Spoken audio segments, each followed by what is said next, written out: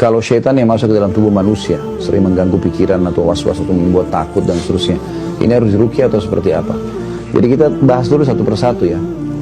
Ada orang kesurupan syaitan, itu karena syaitannya yang iseng. Ya. Dia syaitan iseng, dan ini biasanya dia bisa masuk kalau kita jauh dari ibadah. Ya, kita jauh dari ibadah, misalnya memang kita nggak pernah zikir pagi sore, sholatnya bolong-bolong segala macam. Nah ini kalau kita datang ke satu lokasi, syaitan seperti penjahat lagi lewat, dia kemudian mengganggu. Gitu. Nah ini biasanya lebih mudah untuk keluarkan, karena dengan dia ibadah, dia lari ke ibadah, maka syaitannya akan merasa kegerahan, kemudian dia akan keluar, gitu kan.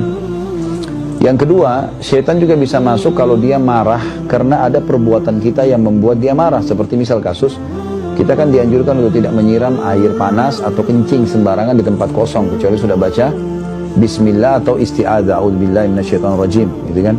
Karena biasanya kita kencing di situ atau buang sembarangan air, kemudian kena anaknya jinnya jadi marah masuk ke badan, gitu kan. Nah ini dibahas oleh para ulama, sering terjadi karena diketahui pada saat diruqyah, jinnya mengaku seperti itu, gitu kan. Kalau poin yang pertama tadi itu yang masalah orang lalai dari ibadah, pernah terjadi di Madinah, mahasiswa dari Rusia dia. Saya masih ingat dulu, subhanallah anak ini setiap kali azan maghrib nggak ke masjid, dia malah tunggu azan maghrib, lalu dia masuk mandi di kamar mandi. Berulang-ulang terjadi, akhirnya dia kesurupan, kemasukan jin.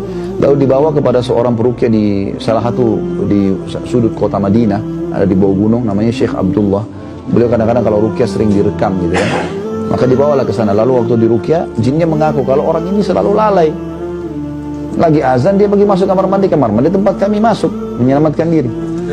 Saya lihat orang ini buka diri, maksudnya terbuka, maka saya masuk. Dan kalau ditanya lalu apa tujuannya syaitan masuk ke dalam badan? Banyak. Yang pertama, dia mudah menguasai. Dia bisa menguasai kita sehingga dia sesat. Dia menyesatkan kita. Karena kan tugas utama syaitan dari iblis menyesatkan kita. Makanya kata Nabi SAW, kalau kalian sedang menguap, tahanlah. Baik tahan dengan bibir atau kita tahan dengan tangan. Karena kalau dia buka, maka syaitan akan masuk ke dalam tubuhnya dan menguasainya. Jadi dia bisa menguasai sebenarnya gitu kan. Apalagi kalau lagi sholat. Jadi ini contoh-contoh. Jadi yang pertama bisa saja kena kelalaian kita, maka dia masuk. Yang kedua karena dia iseng gitu kan. Yang ketiga karena dasarnya kitanya manggil-manggil. Kitanya suka manggil-manggil ya.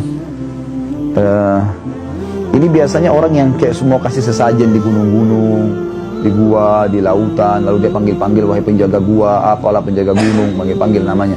Nah ini biasa kena panggil-panggil, nanti dia bisa kesurupan.